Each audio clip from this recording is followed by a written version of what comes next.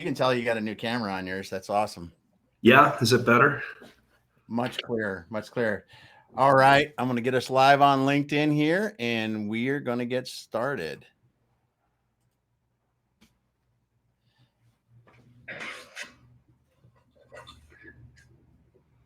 All right, everyone. Welcome once again.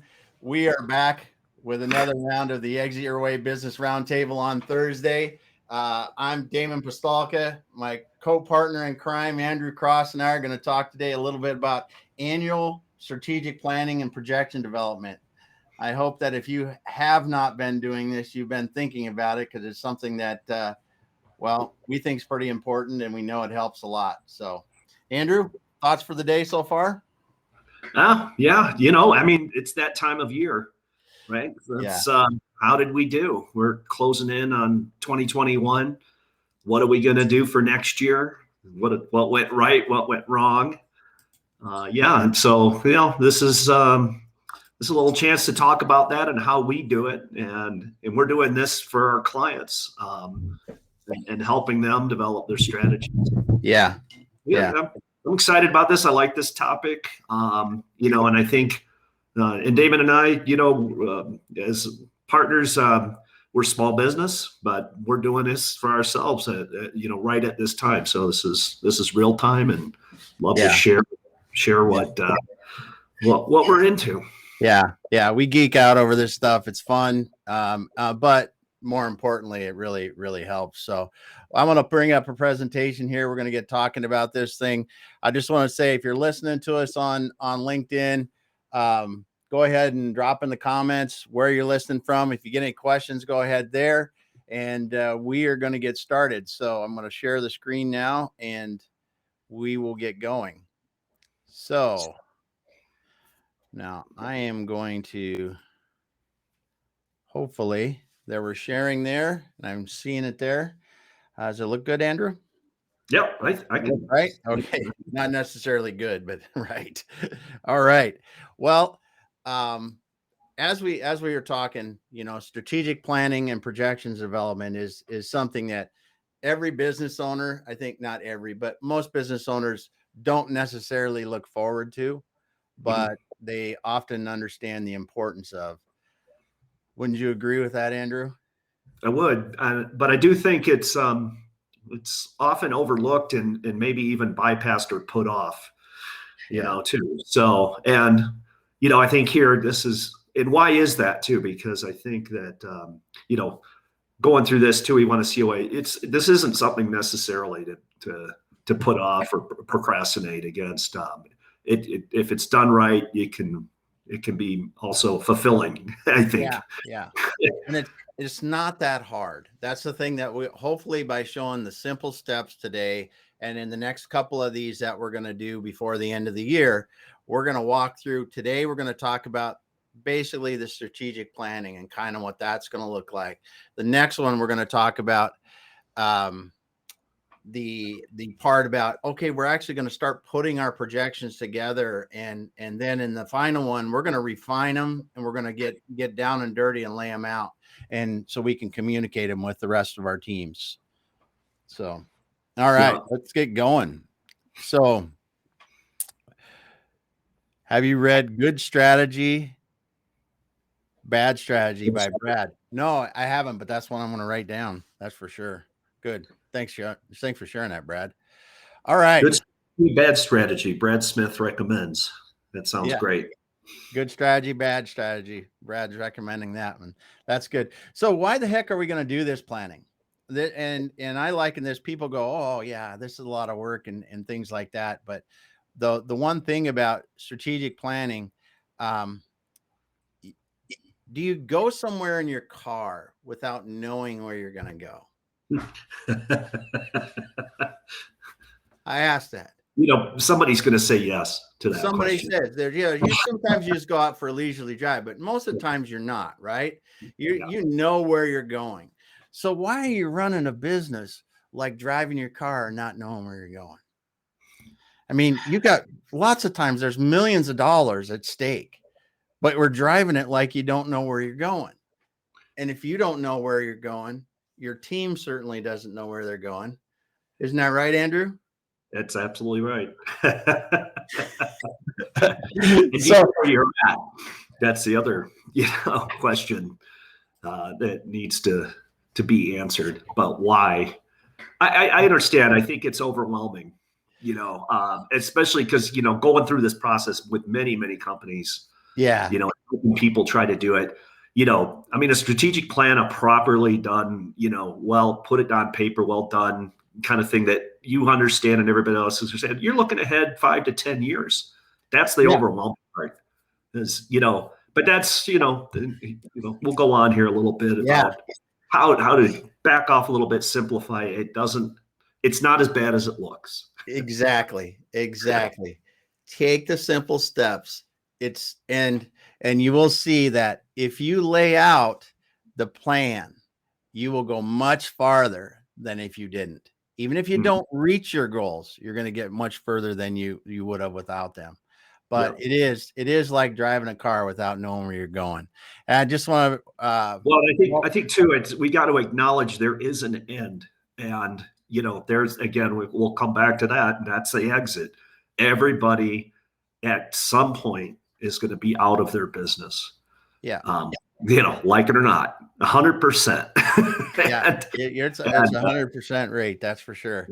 Yeah. Want to welcome everyone else who joined us. Aaron Marburg, Mark Scrimenti, Pete Alexander, also Brad and Troy and David for being here. If I missed somebody, sorry, speak up in the chat. I want to also thank everyone that's listening. John, who's listening to us over on LinkedIn Live. Hey, John. John works with Optessa. If you are in a company that needs a high quality, I shouldn't say high caliber planning and scheduling, man, the Optessa's got a crazy good tool for that. But we're moving on. So, hey, I think too, good audience today. Anybody who raise your hand if you want to jump up here and if you got something to add. A lecture here, so we're happy to have you. If you got some input on this particular subject, we'd love to hear it. Yeah, this is great. And Brad said something that I think that is really pertinent. He said, if the planning is done well, you can double your growth rate in a year. There's no doubt about that. A lot of people lump along without a plan, and they're going to grow 10, 15% a year, but growing 30, 50% is not that much harder if you plan and execute it right. That's for sure. And Mark said most people have a hard time visualizing 10 years in the future. That's for sure. When we look at our plans, it's usually this year, next year gets fuzzier, the third year gets fuzzier. But really, when you're looking at this planning work, what are you going to get from this? What are you getting from this? You're going to get a clear picture of what you're going to be doing, when you're going to do it, how will this affect our finances, what are the results we should see, and when should we see those results? And don't you think, Andrew, that helps a little bit when you're trying to figure out the overall goal for your business, or the projection for your life in the business and those kind of things? Oh, absolutely. And I've got to say too, that one of the things you get out of this is, if you don't have this, many businesses don't, it's going to be very difficult to sell your business as well. And it's not only having a strategic plan, it's also, this is a working, the plan is a living animal. It's continuous, and it's got to be updated, and it's got to be checked back into and then readjusted. And really what you get out of it too is because when you sit back and really look at the picture from a high level, you say, wow, we really wasted, maybe if we turn these resources into this effort, we spent 80% of our resources on this one and we're banging our head against the wall. You can make those kind of strategic decisions that will completely change your life. Yeah, that's for sure. And you bring up a great point. And as we get into our last part of this 3-part series, we are going to talk about how you work through this throughout the year, because if you're not taking your annual projections and putting your actuals in when the month is finished and seeing, hey, how did I do compared to what I thought, and going over that with your team, you're missing a huge opportunity in the overall process. And it's going to be fun when we get to that point as well. So this is pretty self-explanatory, but it's this simple. It is. You got to start thinking about what's going to happen. You got to think about when it's going to happen. What are some of the things that you've seen that you want to do next year? But it starts with thinking about, where do you want to be? Where do you want to be? Where does the business need to be? If you're the CEO, if you're the owner, if you're the executive, the highest level executive in the business, where do you want it to be? Andrew, how do you think this helps by starting at this point? I think this is the intimidating, factor, and it should be. And I think if you pull it back, and Damon's absolutely right, you start thinking about the year ahead. Well, pull it back a little further. Think about the next 90 days first. That's the clearest about what's right in front of you. And it chunks up this really massive kind of undertaking to find out where you want to be and start with those goals. But and after you've done it, you start from the end and then work your way back. How do we get there? Exactly. We're going to go through that process. It starts with thinking. It's like, hey, it could be as simple as, we're at 10 million in revenue this year. I want to be at 12,500,000 next year. Or I want to add 10 new customers, and that's going to generate this amount of revenue. But it starts with thinking about that, thinking about where you want to be. And in this process, again, and there's some great people on here that Brad was just asking it, what is possible? Don't think about don't think about limitations at this point. Think about, where could we be? What is possible? If we did all the right things and the wind blew the right way, where could we get to? Start there. Brad is great about this. Where can the business reach? Then we work on how, but it starts with thinking. So again, we're planning the destination. I always love putting mountains in any presentation, because when you consider the sheer difficulty of climbing a mountain and the fact that so many people do it, even though it's literally, they don't know how they're going to make the next step. Most of the time when you get near the top, that I always love this, because you have to think of that destination, like, where are we going? It really has to think about, what's it going to be like when we get there? And then you can work backwards, as Andrew said. So when you think about this, Andrew, what are some of the things that you see people doing when they look at the destination? Is it they shoot too far, not enough, they don't think clearly enough about it? What are some of the things? Yeah, well, I think this is, this comes back to vision, and as a leader in the company, the owner or the CEO or the top level guy, the visionary, it's really important to on a consistent basis to reassess this. Yeah, because, so many there's so many things involved, and there's so many other roads that you're heading down. Yeah. That next thing you know, you went around the mountain, you didn't didn't go up the mountain, and it's doing that because you got to get it straight in your own head, and be able to make sure that your organization and your team behind you understands what this is. Sounds simple. It's not. It's not. We constantly re-looked at and reinforced because of all the other shiny objects that are distracting you on the path.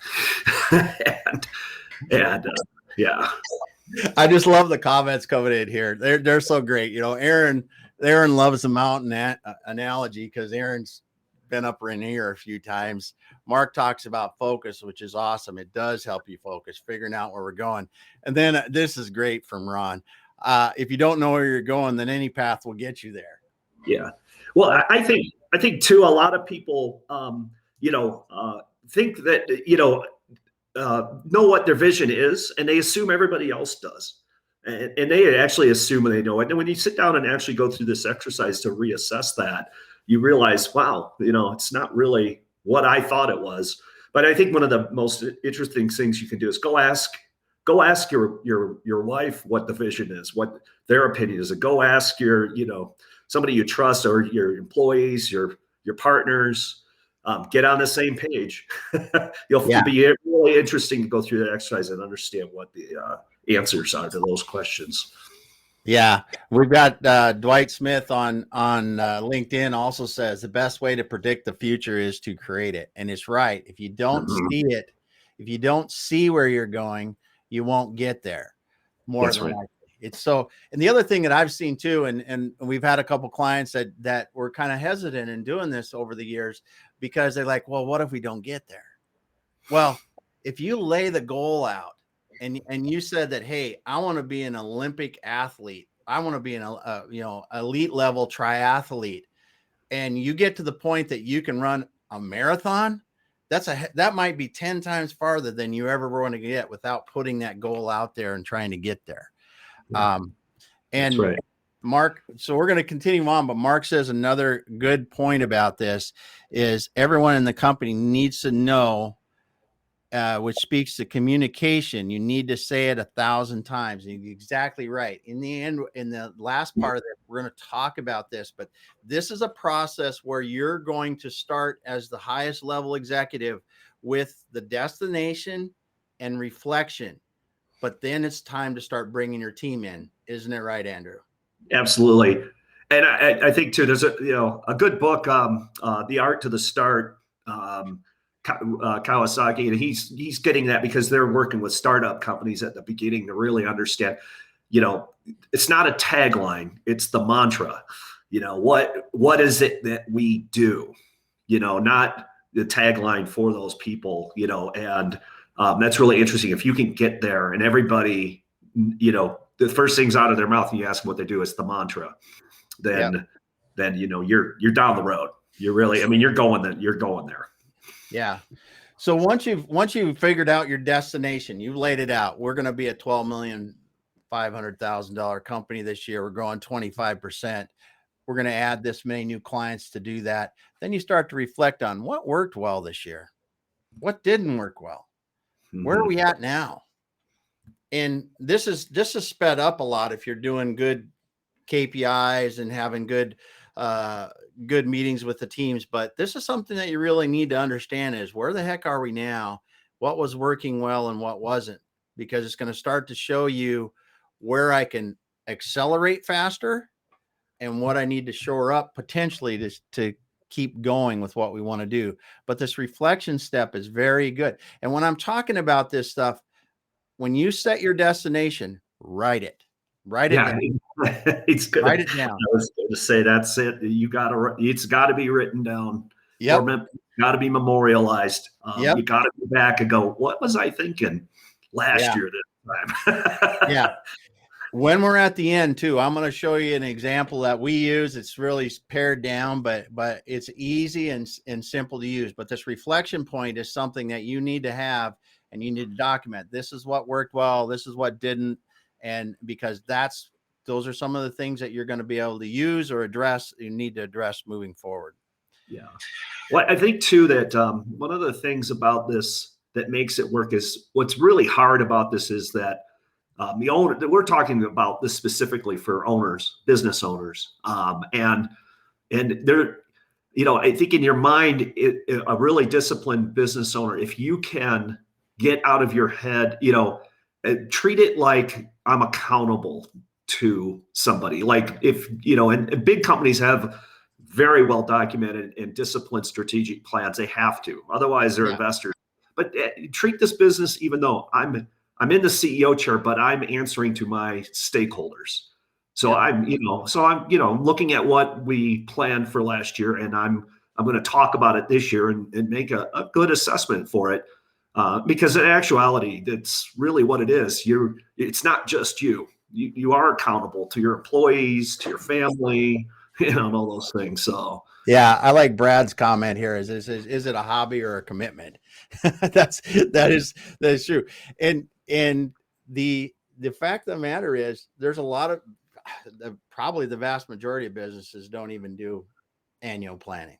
Yeah, no, and I'm not talking about one person or two person or solopreneur or five employee. I mean, this happens with, people at 50, 60 employees, running up 60 million a year with facilities all over the place. Why do it? And they don't do it. One of the reasons to do it is, though, that accountability part to it is this: if your people see that you hold yourself accountable to the stakeholders, then they're motivated. That gets them buy-in. They're behind you then.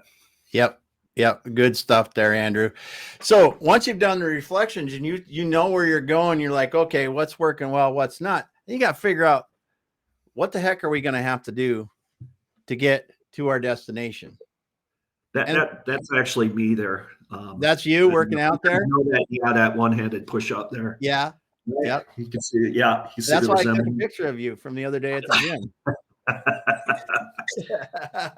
But it does take action. You're going to have to figure out what's going to happen. And again, you've set the destination, you've been reflecting on it, you've brought your team in at this point, and now we're going to say, this is where we're going to go.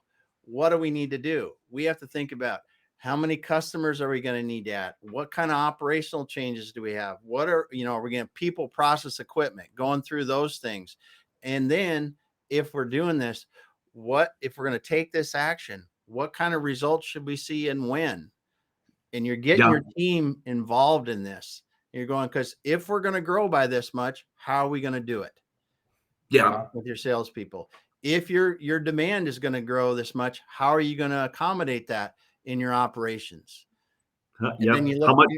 How much is it going to cost? And how do we get there? Into the finance part of it. But this is training. This is a great metaphor. Right here. I mean, it is physical training that you need to do on your business. Yep. And I will add, I would like to say that this seems like a lot, but there are trainers. There are people who can help you do this.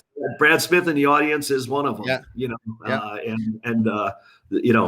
not alone necessarily. So. When you do this, getting your team involved is critical, because they will buy into this if they have a say in what will happen and how it will happen. Yep. And as a leader in this, we have to be sure that we are not allowing self-imposed limitations to be slowing us down. We can't do that. It's not something that we want our team or us to be saying. We have to say, how do we do that? How can we do that? We have to keep everything in that light, because we can stop ourselves tomorrow if we want to, or we can go to tremendously different levels if we take the right actions and work on them in the right ways. So awesome stuff, Andrew. Let's go to the next one. Then it's pretty simple. What do we need to do that? Yeah. What do we need? And it comes down to the big three, doesn't it, Andrew? Yeah. Yep. The people, process, equipment. What do we need there? Yeah. The people, the process. Yep. And the tools. Yeah. Yep. The people need their tools, and even in service businesses or everything else. I mean, we come back to the manufacturing, is where we're coming from, and you learn how that, everything processes through there. The people, show up to do their work, that they have to have the right tools. That takes investment and time. Yeah. And training. Yep. You got to, yep. And this is going to happen in any business. It's like this in any business. It really is. It's not necessarily just manufacturing, because we've got equipment and inventory and other things in a law firm and any other kind of medical clinic. It's all the same. It's people, process, equipment, and it works through there, and understanding what's going to take to do that when, and the resources you're going to need to get to where you want to go. Yeah. I think one of the reasons we know this too, because in the business we're in, we sell businesses. So the buyers come in, and this is when they do their own valuation of the company. They come in and assess, and they kick the tires. They want to look at what they're buying. These are the areas they focus on. Yep. And it's and it's not just a financial decision for them. Yeah. As an investor. Definitely, definitely. And Mark said something about fractional CEOs or EOS integrators can help with this kind of stuff. He's exactly right. Integrators are key in a business, because there's a lot of businesses with visionaries that started them, that have brought them to a certain point, and they don't understand that why they can't go to the next level. And a lot of times it is because they're lacking an integrator in their business that can execute on their vision. And this is what we're talking about. The first part of this is the vision. And then the rest of this really in the planning is, how are we going to execute on that vision? Knowing what we know, knowing and figuring out the resources we need. And then ultimately now, when are we going to do stuff? Just laying it out over the year. What are we going to do in the first quarter?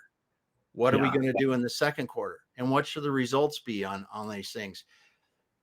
We've seen that a lot, Andrew, and how the importance of laying that out and then measuring the results, haven't we? Yeah, absolutely. And, no leader, I haven't run into one yet who started a company. They usually end up doing everything themselves at the beginning, and then they start to leverage and become a general manager sort of the business. So they're getting 4 or 5 people to do it.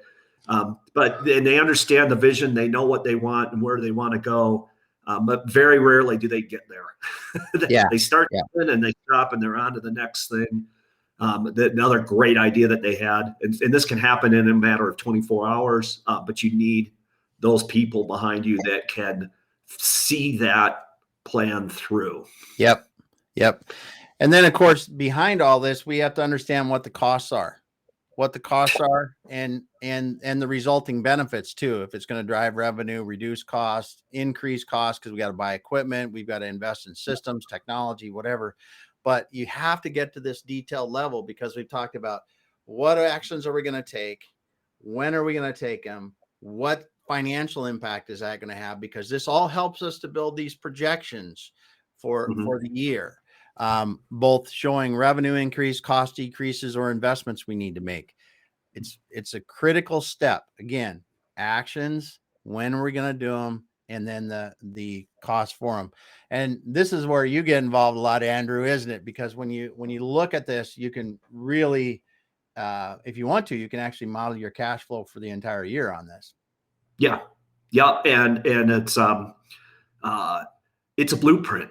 That's why, I like it.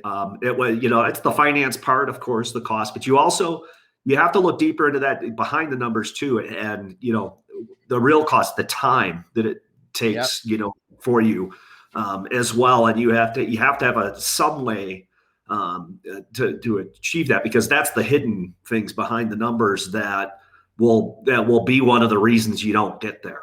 Yeah. Right. And what's missing. Yeah. But I loved it. To me, it was an eye opener in my experience. As I took finance, but I was working at Ford Motor Company. But after that level of, detail, not the accounting level, but at the finance level, to me, the light bulb went off, and I really understand how the big picture is and everything works. Yeah. And as I said before, we'll go through this quickly, but you need to consider the results, because if you're going to put in place, if you're going to put a new piece of equipment in and it should increase your efficiency, when are you going to start to see the results? How much? You're going to add a new salesperson. How much should that increase your sales? When should it start? So you're going to see this stuff. You're going to understand this, and you'll see how you can put it together easily in the simple spreadsheet we use. But you always got to consider the results of your actions. What are the results of your actions? This is what your team should be doing. This is where this buy-in comes in place, and the people been making awesome comments about this. Get your management team involved in this. They need to own this. They need to develop what you're really trying to do here in your strategic planning process is getting all the brains working together like one. When you get everyone in your company working together like one brain, you're going to go a lot farther, a lot faster. Yeah.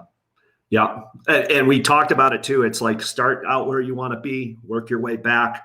We're also going to start to compartment or segment this into this area so that your people but they got to know the results or what their numbers are, or, however we're going to do that to get to the end result. And so we have somebody really working that product. Again, so divide and conquer. Yeah, it is. It is divide and conquer. You got to plus these things. These things need to add up together, and they don't work in a vacuum. Yep. Yeah. So then you've got all this stuff, and I always like to talk about this. And I want to say, Professor Pete talked about factor in the time savings in any investment. Exactly. That's what you need to do. And the more specific the plan, better, Mark says. Yeah. I think, Mark, you're speaking our language, because as we go forward in this, we're going to start talking about how you take this from quarterly to monthly to weekly. And when you get it to there, you can drive tremendous change. So we're in the smell test mode. I mean, I think an important part is you're shooting yourself in the foot if you say, well, like, you're doing, $1.5 million in sales, and I want to be 20 million sales. That's our goal, so think about it, right? It's got to be the smell test too, because you've already failed, but you can start there, work your way back, but the plan has to, okay, you can get to 20 million. It's got to be able to get past the smell test. Otherwise, if you won't have buy-in, and it's people disregard it. He's talking, that's just Damon talking out of his butt. Yeah. And that's once in a while anyway, but I like the smell test part, because you're sitting here now, you've gone through this, you've walked through it with your team, and they've said, yes, we can do these things. And you're going to go back again, and you're going to start asking more details, because this takes it from the annual into the quarterly, into maybe even the monthly buckets. We're starting to break things down into more details.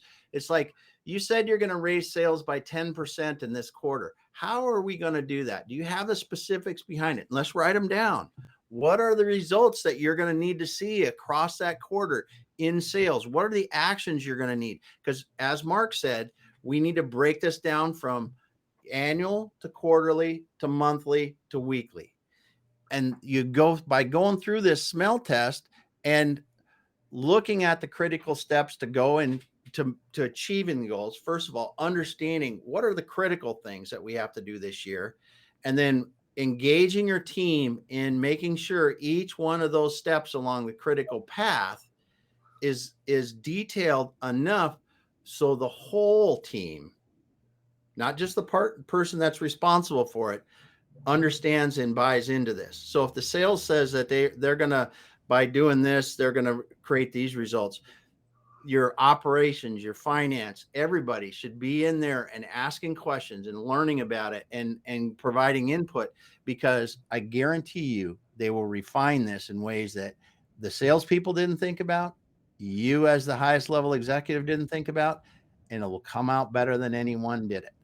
Yeah, and I think if they come back, they will, it'll not come from you. It will come from your people. But what can I do here in this first 90 days? If I can get that done, how am I going to get that done? Okay, I can get that done.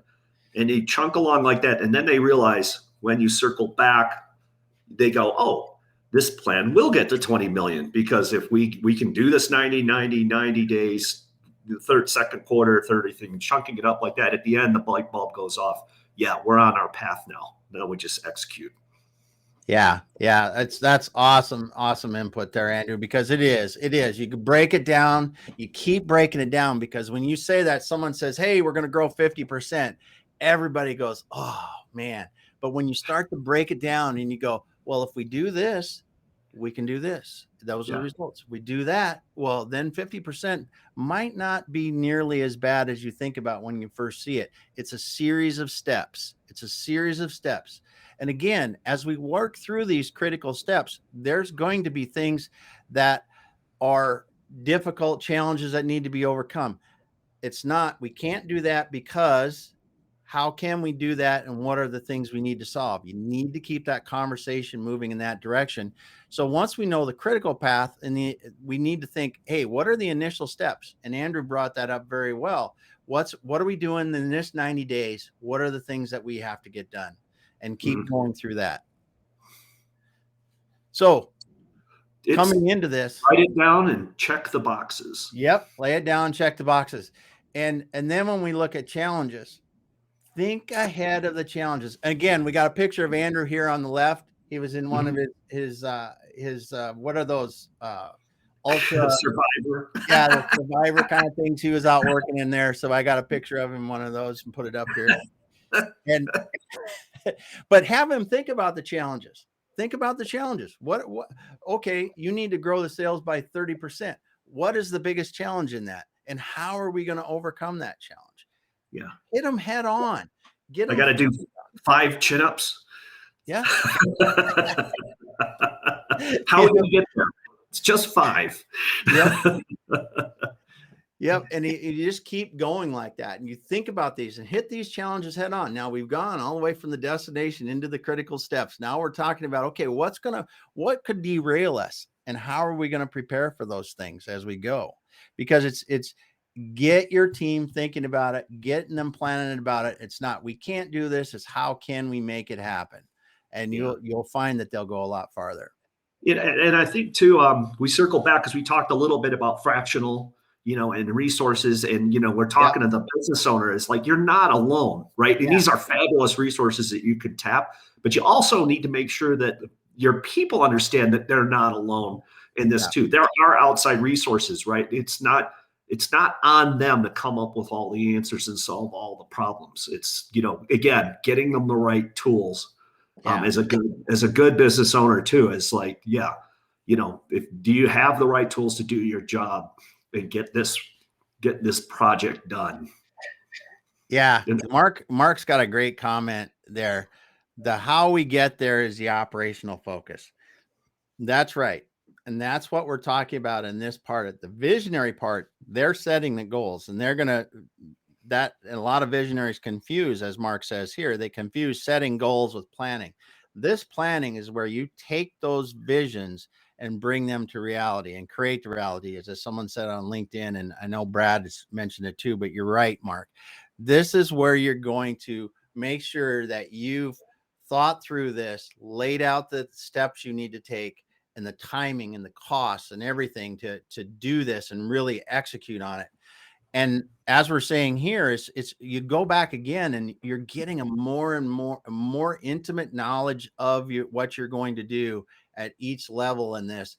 And that really uncovers a lot of stuff, doesn't it, Andrew, as we get deeper into this? Yeah.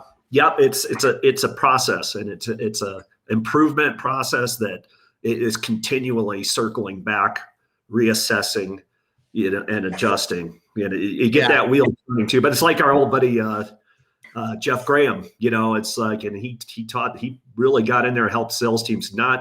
It's not, teach them how to fish, and don't fish for them. Yeah. Don't give them a fish to eat for the day. Teach someone to fish, they'll live a lifetime.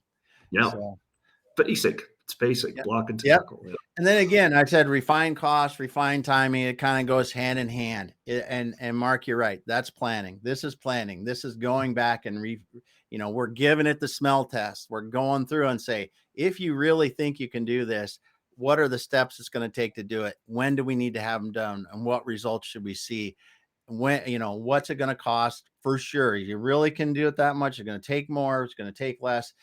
These are the conversations that you get everyone involved in, because ultimately you're building that team camaraderie, the buy-in, them thinking about it, because they know often better times than anyone else what really it's going to take and what they're going to need to do. And by being the leaders can help them move in the direction the right way, isn't it, Andrew? Yeah, and timing. This is forecasting. Everything else is fairly easy to do in a plan. We know what things cost. We know what it's going to cost. We can all add up those numbers, but the voodoo is, what are the sales going to be next month, the month after that, the next 90 days, the next year, the next 10 years. And forecasting too, timing is the same thing as forecasting sales, because time is money. Yep. Right. So, we had our objective from our strategic plan last year. It was supposed, we put down that timing, 6 months. Swing forward this year, we're going back. Why did it take 8 months? What happened? And so that when we forecast and project, our timing is the most critical thing, because it is the dollars and the time are our most valuable resource. And so then we look at next year, so we get better at forecasting. And that's the only way you can do it and if you could forecast accurately, when this project's, the timing's going to end, and you can consistently hit it, and you do it with the sales, you're going to, you're going to win. Yeah. And when you talk about this process overall, the annual planning process, I was introduced to it many years ago, and we actually would start in September. The meetings would start. We're thinking about all these things and working through this process. The more you can let this kind of marinate in people's minds in the beginning, if that destination is there early, and you let them marinate and let them refine their thoughts around it, you can really go. And it's like the first month, if you're starting that early, you might have one, maybe two meetings, but then you get more frequent as we come into the end of the year to have things done. But refining this timing again is critical. Well, it's also the most important thing to think. If you really, it's a tool to use with your team. If you're collaborating, here's the problem. Here's what we want. How long is it going to take? The answer to that question from your team will tell you whether you think this is going to get done, whether this is really a viable thing, or is it real? Can we realize this objective? Yeah. And Brad says, yeah, exactly, Andrew. Can we really give it that smell test again? Can you really do it? Everyone, because you look each other in the eye, says, can you really do that, Damon? And there's two answers to the question too when it comes in. How long do you think it's going to be? Ones will say, we'll have it done in a couple of weeks, and they haven't really thought about this and what it's going to take to get it there. Or we're going to have it done in 6 months. Well, that's just, it shouldn't take that long. We know this. So let's go back and you keep asking the questions, and the timing, that really runs the whole thing. And you got to keep coming back to look at it. Yep. So we've started with the process. We laid down the initial, we refined that process with a smell test, and we're going to give it the final review. And I like what Brad says: design the process, test the process, and the dollars show up. They do. And his last comment is the experiment of business and the fun. This is fun in business. If you do this right, it can be fun for you and your team. You're going to do one more review. You're going to go back through it again. You're going to say, listen, people, we're ready now to turn this into our financial projections for next year.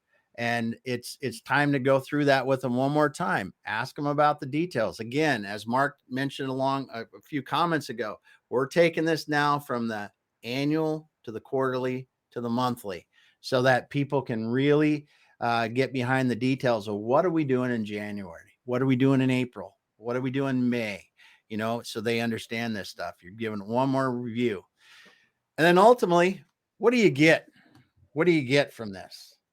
And you should get a pretty decent document. Now, so what you're doing in this whole thing is you're getting the information that you can plug into your projections.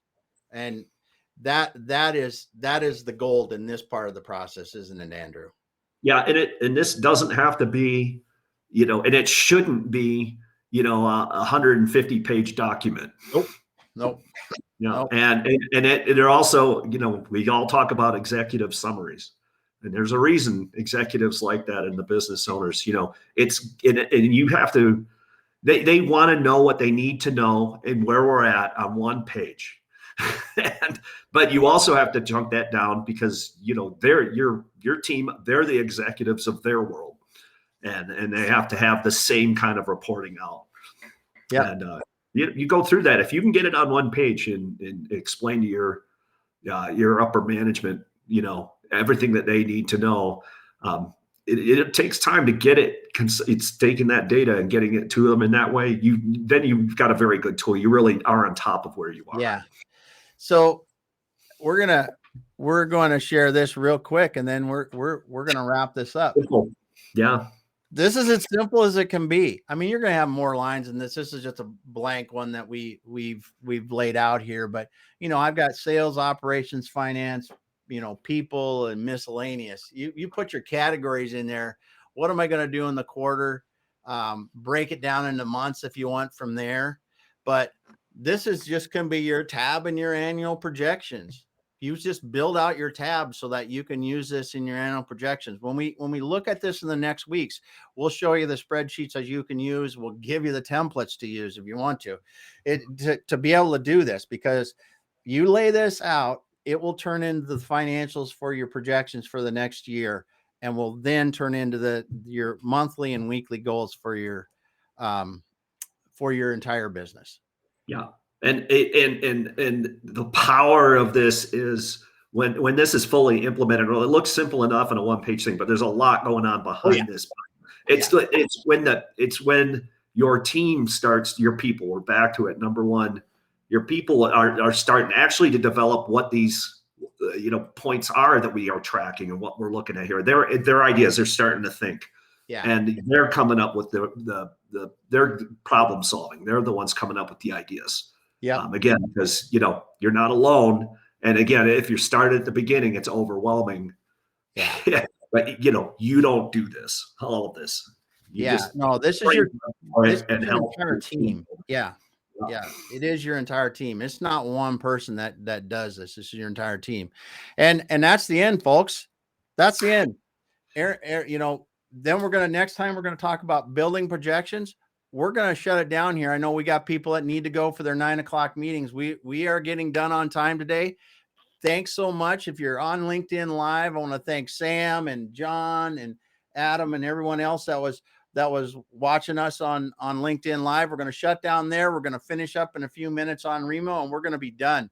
But thanks so much for joining us today, folks. We hope that we see you back again for the next one.